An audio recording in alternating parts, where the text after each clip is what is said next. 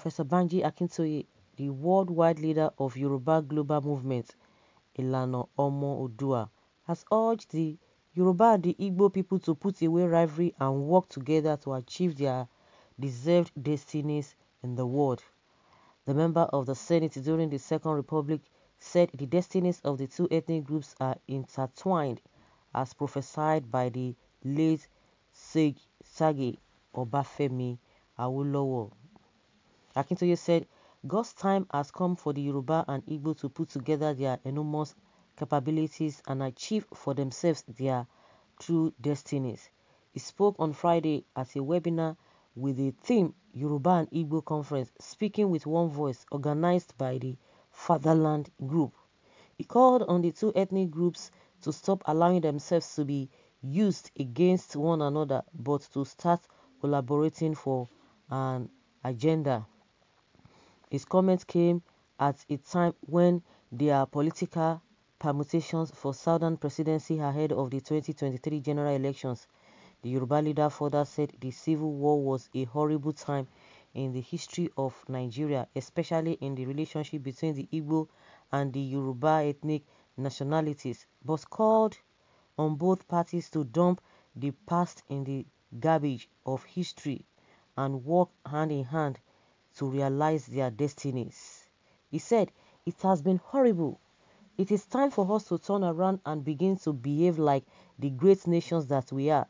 We are not fools to be led in those notes, to hate one another, to be constantly pitched against one another, to seek advantage against one another in what is called the federal arrangement and the national cake. It is folly.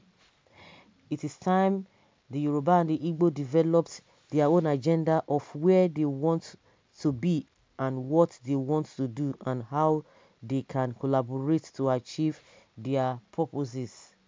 Akintoye said some progress has been made in the collaboration between pan-cultural groups like the Ohanese Igbo and the Afenifere, adding that the Yoruba and the Igbo should stop disturbing themselves on federal character and should not continue to rival one another for shares in the government of Nigeria or the national cake when they can hold their destinies in their own hands.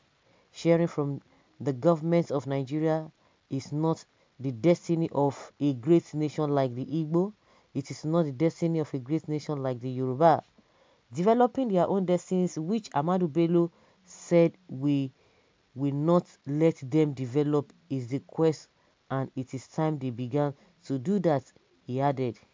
The Alano of Ilana Omo Odua recalled how the late nationalist and statesman Awolowo heard his wrist one day and told him the Yoruba and Igbo should work together to be free. He remained size. Awolowo said, you Yoruba and Igbo must work together.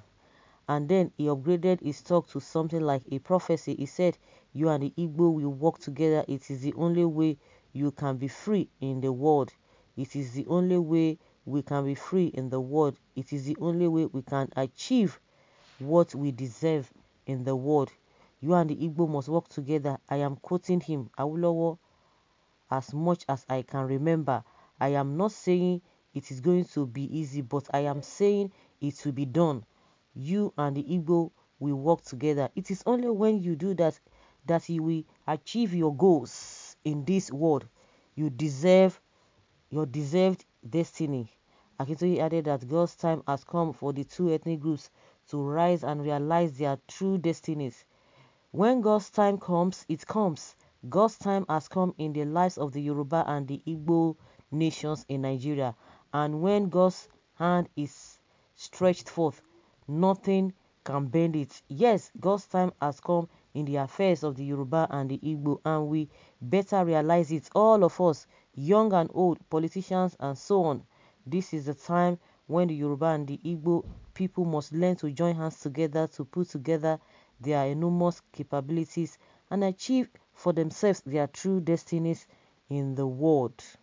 The word is enough for the wise, and that is just the truth. But unfortunately, they always try to look the other way, looking for help where there is none.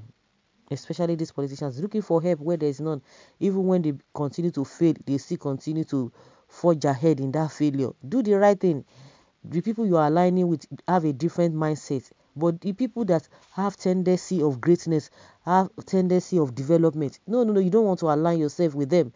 The Igbos have tendency of greatness. They can do it. They've proven it. The Yorubas, the same thing. But what is now the problem? What is holding them back? Is it just that some selfish individuals don't want that to happen? I don't just understand. There's something that caught up with me recently.